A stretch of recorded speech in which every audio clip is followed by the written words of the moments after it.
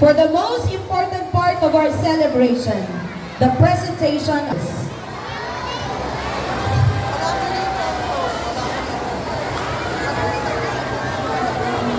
Yes, these are the brilliant, fair, and knowledgeable individuals who will guide, evaluate, and recognize the amazing talents and performances of our pupils today. leading the way is a remarkable educator, a true guide and mentor, and a source of inspiration for both teachers and students.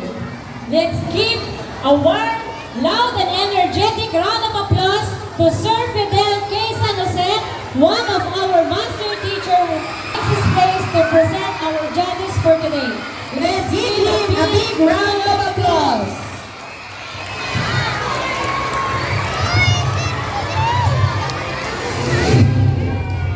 Good morning, everybody.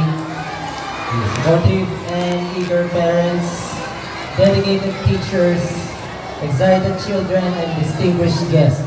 Kap Joy, Ma'am Principal, Ma'am Janice, and Ma'am Agaw, Barangay Council. I have the honor to present today's esteemed judge-awaited field demonstration in celebration of the 71st founding anniversary of Esteban Abada Elementary School. Our first judge is a graduate of Bachelor of Science in Radiologic Technology from Dr. Carlos Lanting College. He worked his way through school as a printing press operator for 10 years. He later served as a financial, collector, and bookkeeper at Asian Diamond Plants for 7 years, earning multiple Best Employee awards. He also dedicated 5 years of public service as a surveyor at the Bureau of Customs. Today, he is an entrepreneur managing a growing uniforms and garments business. With his diverse experience and proven dedication, brings valuable insight and fairness to our panel. Everybody, please welcome our very own Mr. Michael T. Tanglao.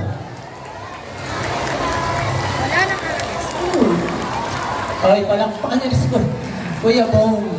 Di kilala kasi si Kuya Bong ng Michael. Our very own Kuya Michael. For our second judge for today is a graduate of Pamantasan ng Lungsod ng Maynila and a dedicated public servant with a strong background in leadership. She serves as SK Chairperson from 2018 to 2023, where she actively championed young development initiatives. She is currently serving as Barangay Kagawad of Barangay Veterans Village and holds the position of co-chairperson of the Committee on Livelihood, Urban Poor, and Employment. As a former student leader, she continues to passionately support programs that empower students and young leaders in the community. Ladies and gentlemen and parents, let us also welcome Kagawad Jesseline J. Marata.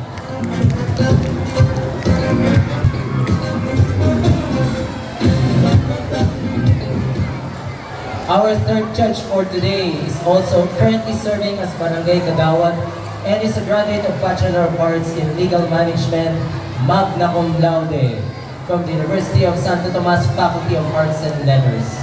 She is also a fourth-year law student pursuing her Juris Doctor degree at the University of Santo Tomas Faculty of Civil Law, demonstrating her strong commitment to public service and the legal profession. Please give a round of applause and appreciate Kagawad Gabriel Ann Hener.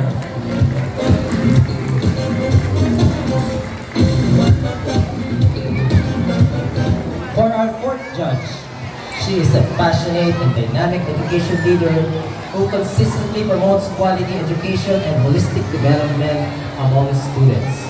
Her dedication and hands-on leadership inspire both faculty and learners to strive for excellence. Let us welcome the principal of the Bis Elementary School, Ms. Janet D. Molindelia.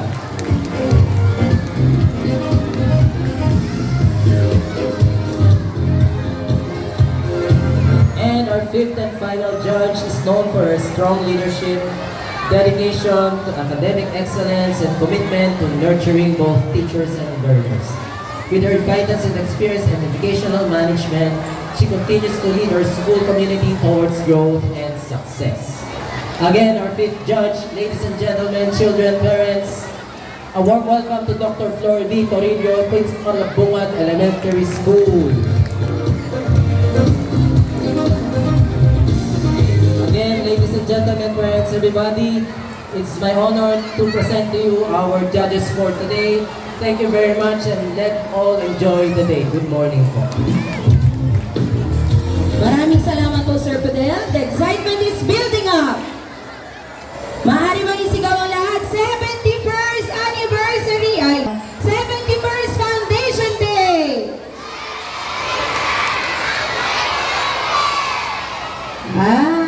Nakikinig pa po ba ang lahat?